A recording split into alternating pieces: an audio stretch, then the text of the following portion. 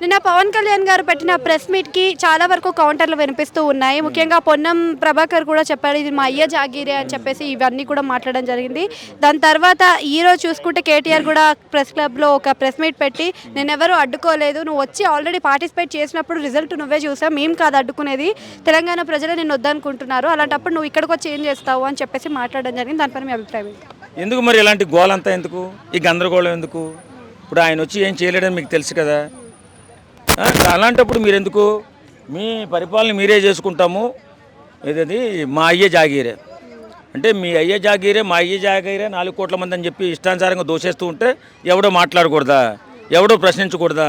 ఇష్టానుసారంగా మీరు దోపిడీ చేసుకుంటా పోతే కళ్ళు అప్పగించి చూస్తూ శబాష్ తెలంగాణలో నాయకులు బాగా దోచుకుంటున్నారని చెప్పి పవన్ కళ్యాణ్ గారు మనసులో అనుకోవాలా? ఈవేళ తెలంగాణ వచ్చి మిగులు నిధులతో ఏర్పాటైనటువంటి రాష్ట్రము ఈవేళ ఎంత దోపిడీకి గురైంది, ఎలా ఉండేవారు మీ నాయకులు, ఈవేళ ఎలా అయిపోయారు? ఎవడో సైకిళ్ళతో తిరిగిన వాళ్ళు ఈవేళ ఫ్లైట్లు కొనేంత రేంజ్కి వెళ్ళిపోయారు. 100 కోట్లు దోచేశారు, 100 ఎకరాలు దోచేశారు. 111 జీవో వచ్చి ఎక్కడలేని భూములంతా మీ పేరునే రాసేసుకున్నారు. ఇవన్నీ ప్రశ్నిస్తాడని భయంతోనే మాది సెంటిమెంటు, మా తెలంగాణ సెంటిమెంటు, మా ఆత్మగౌరవం అంటున్నారు. నాయకులకి ఆత్మగౌరవం అంటే బాబు, అది ప్రజలకు కదా ఉండాల్సింది. ప్రజలు తిరస్కరిస్తే ఎవడైనా వెళ్ళిపోతాడు, మీకెందుకు? మీకేం ఆత్మగౌరవం ఉంటుంది? మీకు ఆత్మగౌరవం తెలంగాణ మీద గౌరవం ఉండేటైతే ఇన్ని భూములు ఎందుకు దోచేశారు, ఇన్ని ఆస్తులు ఎలా సంపాదించారు? అవసరమే కదా. కాబట్టి ఇలాంటి డ్రామాలు, సెంటిమెంటు డైలాగులు మానండి. మాని ప్రజలకు ఇప్పటికైనా న్యాయం చేయండి, మంచి చేయండి. అంతే తప్ప పవన్ కళ్యాణ్ వస్తే మీ రాజ్యాధికారి అయినా లాక్కోడు. కాకపోతే మీరు చేస్తున్నటువంటి ఏదో పనులు, మీరు చేస్తున్నటువంటి దోపిడీకి ప్రశ్నిస్తాడే తప్ప ఆయన పట్టుకుపోయేది ఏమీ లేదు. అంటే ఇప్పుడు ఇంకొక స్టేట్మెంట్ కూడా ఇవ్వడం జరిగింది కదా కేటీఆర్, తెలంగాణకు అసలైన ఓజీ అంటే ఓన్లీ కేసీఆర్ మాత్రమే, ఇంకెవరు రారు, ఇంకెవరు ఉండరు అని చెప్పేసి ఒక స్టేట్మెంట్ అయితే పాస్ చేయడం జరిగింది. మరి దానిపైన మీ అభిప్రాయం ఏంటి? నా అభిప్రాయం ఏంటంటే కేసీఆర్ గారు వచ్చిన తర్వాత 10 సంవత్సరాల్లో టీఆర్ఎస్లో ఉన్నటువంటి ఎమ్మెల్యేలు, మంత్రులు ఎంత ఆస్తులు సంపాదించారో తెలుసా? ఒక్కొక్కరు 100 కోట్లు, 1000 కోట్లు, 1000 లక్షల కోట్లు. ఇన్ని కోట్లు దోపిడీ చేస్తుంటే ఎవడు మాట్లాడొద్దా? అంటే మాట్లాడకూడదా? మాట్లాడితే ఆంధ్రోడు అటు మాట్లాడడానికి లేదా? మీరైతే మాత్రం గుంటూరులో ఒక ఆఫీసు, వైజాగ్లో ఒక ఆఫీసు పెట్టి టీఆర్ఎస్కేమో అక్కడ అధ్యక్షుని కూడా పెడతారా? ప్రతి రాష్ట్రం వెళ్ళి డబ్బులు ఖర్చు పెట్టుకుని ఆ రాష్ట్రాల్లో మీరు పర్యటనలు చేసేస్తారా? అమెరికాలో ఇల్లు కొనుక్కోవచ్చు, అమెరికాలో పోటీ చేసుకోవచ్చు, ఆస్ట్రేలియాలో పోటీ చేయొచ్చు, ఇండియా వాడు. కానీ ఆంధ్రప్రదేశ్ వాడు ఇక్కడ వచ్చి మాట్లాడకూడదంట. ఆయన అన్నదేంటి? పవన్ కళ్యాణ్ గారు అక్కడికి వచ్చి సభ పెడతానంటే కొంతమంది ఏమో రానివ్వనని, కొంతమంది ఏమో కుత్తుకు మీద కాలేసి తొక్కుతామని మాట్లాడారు. ఆయన బాధతో ఆయన అన్నాడు మీ అయ్య జాగీరా అని. కాదు మా అయ్య జాగీర్ ఇది అని చెప్పి అంటున్నారు కదా.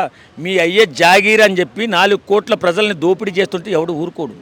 ఈ 4 కోట్ల మంది దోపిడీ ఇవాళ ఎంతంత భవంతులు, ఒక్కొక్కడి ఇంట్లో 100 మంది 100 కుటుంబాలు కాపురం చేసే అంత భవంతులు మీకు ఎక్కడి నుంచి వచ్చాయా?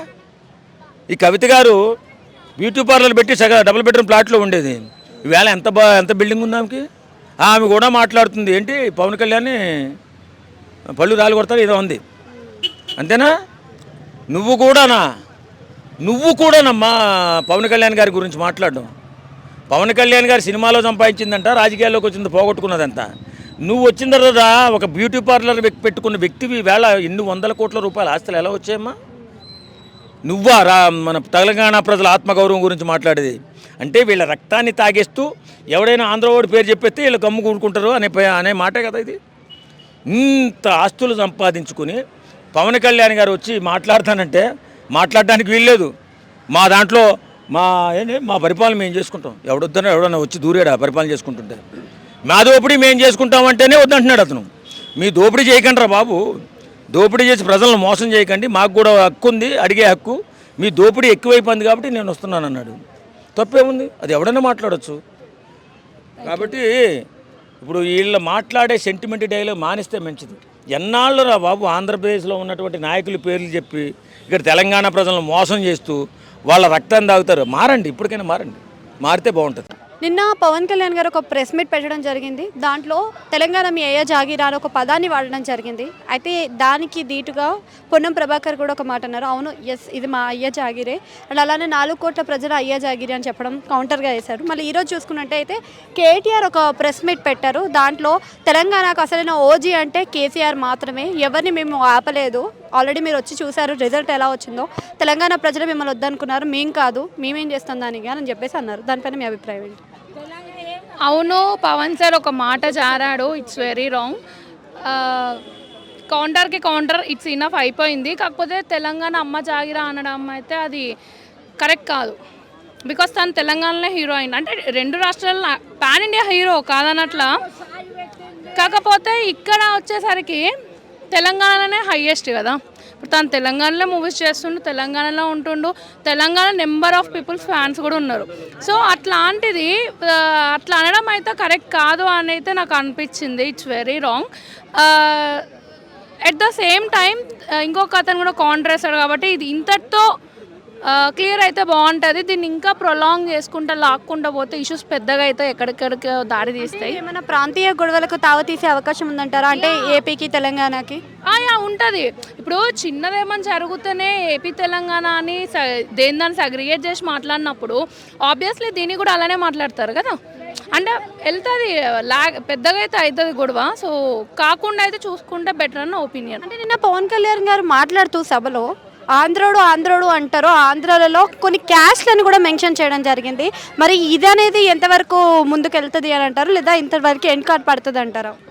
ఇంకా ముందుకు వెళ్తుంది. క్యాష్లను తీసిరు కదా, అంటే కించపరిచినట్టు మాట్లాడితే మాత్రం ఖచ్చితంగా ఏదో ఒక అయితే జరుగుతుంది. లేదు తను ఒక గుడ్ వేలో చెప్పినట్టయితే ఇది ఇంతటితో క్లోజ్. నిన్న పవన్ కళ్యాణ్ గారు ఒక ప్రెస్ మీట్ పెట్టడం జరిగింది. దానికి కౌంటర్గా పొన్నం ప్రభాకర్ అయితే ఒక మాట అన్నారు కదా, అది అవును ఇది మా అయ్య జాగిరి అని. దాని తర్వాత మళ్ళీ ఈరోజు కేటీఆర్ ఒక ప్రెస్ మీట్ పెట్టడం జరిగింది. దాంట్లో ముఖ్యంగా కొన్ని మాటలు చెప్పారు.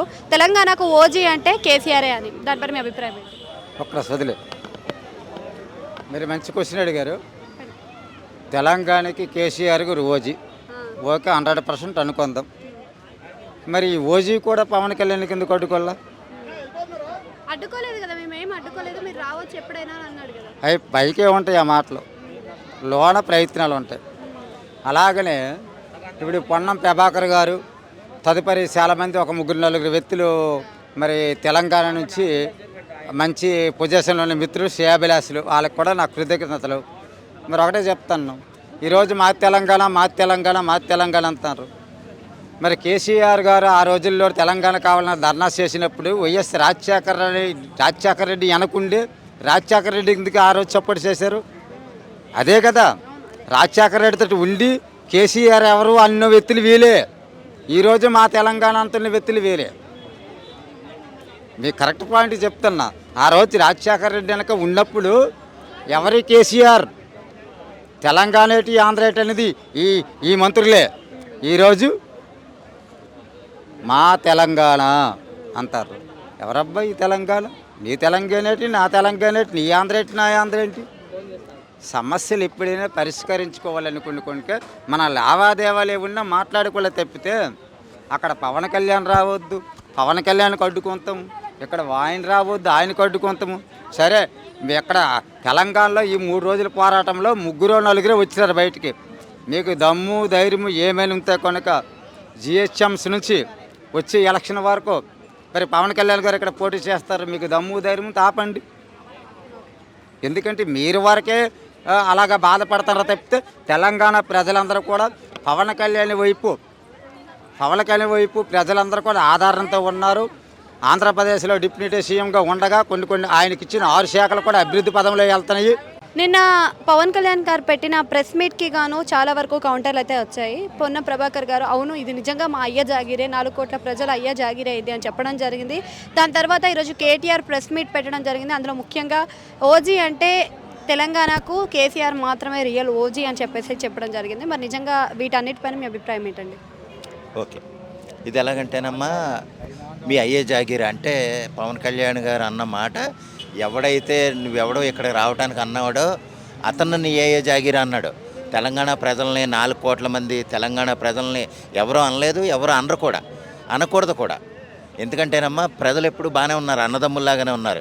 కానీ కొంతమంది విద్వేషాలు రెచ్చగొట్టే ఎదవలు మాత్రమే ఇలాగా అంటే సెపరేట్ చేసి, అంటే ఆడి ఆంధ్ర ఓడు ఈడు తెలంగాణ ఓడు అన్న విధంగా సెపరేట్ చేసి నువ్వెవడో ఇక్కడ రావడానికి, నీకేం సంబంధం ఇక్కడ రావడానికి అన్నప్పుడు అటువంటి వాడిని మాత్రమే నీ ఏ జాగీరా అని అన్నాడు.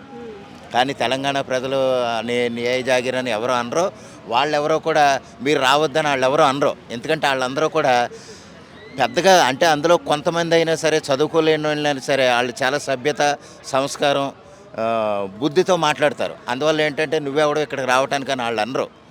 వీళ్ళు ఏంటంటే అవకాశవాదాన్ని చూసుకుని వాళ్ళ పబ్బం గడుపుకోవటానికి వీళ్ళు ఇలాగ అంటాం తప్ప, అటువంటి వాడిని పవన్ కళ్యాణ్ గారు నీ ఏ జాగిరా అన్నాడు. దానికి ఇవాళ కేటీఆర్ గారు కౌంటర్ ఎలాగంటే, అవును అవును ఇది మా తెలంగాణ ప్రజల జాగీరే అని అన్నారు. అదేంటంటే అందరికీ ఆపాదించి మాట్లాడడం అయితే ఆయన అవివేకంగానే నేను చెప్తున్నాను. ఏవైనా సరే ఆయన స్మూత్గానే మాట్లాడి, మరీ రివర్స్గా ఏం మాట్లాడలేదు. రివర్స్గా మాట్లాడితే కౌంటర్ చాలా గట్టిగా ఉంటాయి కేటీఆర్కి కూడా. ఏమైనా సరేనమ్మా, అయితే ఇక్కడ వీళ్ళు మరి ఎందుకు ఆ ప్రత్యేకవాదం లేదా ప్రాంతీయవాదం తీసుకొచ్చి రెచ్చగొట్టాలని చూస్తారో నాకు అర్థం కాదు. ఎలాగంటే ఇప్పుడు సపోజు నువ్వు ఎవడైనా సరే నువ్వు రావద్దంటానికి ఆడిని మాత్రమే తిడతారు. ఇప్పుడు పవన్ కళ్యాణ్ వస్తే ఎవరో అదే తెలంగాణ ప్రజలు 4 కోట్ల మంది తెలంగాణ ప్రజల్లో 10 లక్షల మంది అయినా వస్తారు ఆయన చూడడానికి. మరి ఎందుకు వాళ్ళెవరో రావద్దంటే ఆయన రాడు కదా. వాళ్ళెవరంటలే, తెలంగాణ ప్రజలు ఆయన కోరుకుంటున్నారు. ఇప్పుడు సపోజు కేటీఆర్ గారు అన్నట్టు నిన్నెవరో తెలంగాణ ప్రజలు కోరుకుంటలేదు కదా, అందుకే నీకు డిపాజిట్లు రాలేదు కదా అని అనొచ్చు.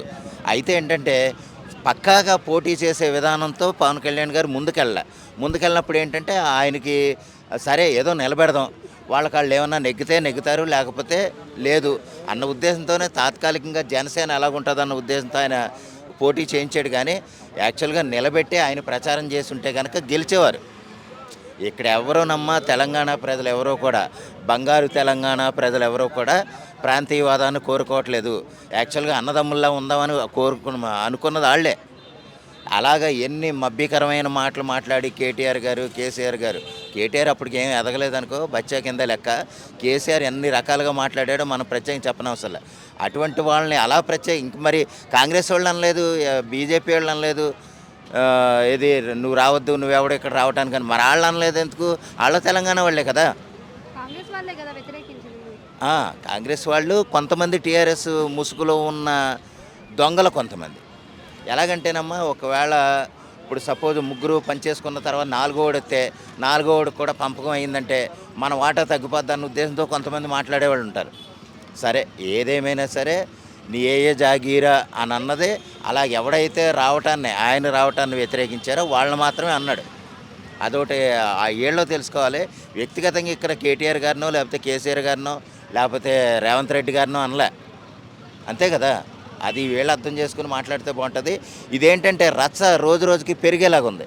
అదేమన్నా కొంచెం కంట్రోల్ చేసుకుని వాళ్ళు తగ్గించుకుంటే ప్రజా సమస్యల మీద పోరాటం, ప్రజా సమస్యల మీద కొంచెం మొగ్గు చూపితే మంచిదనేది నా ఉద్దేశం, ఈ అనవసరమైన విషయాల మీద కంటే.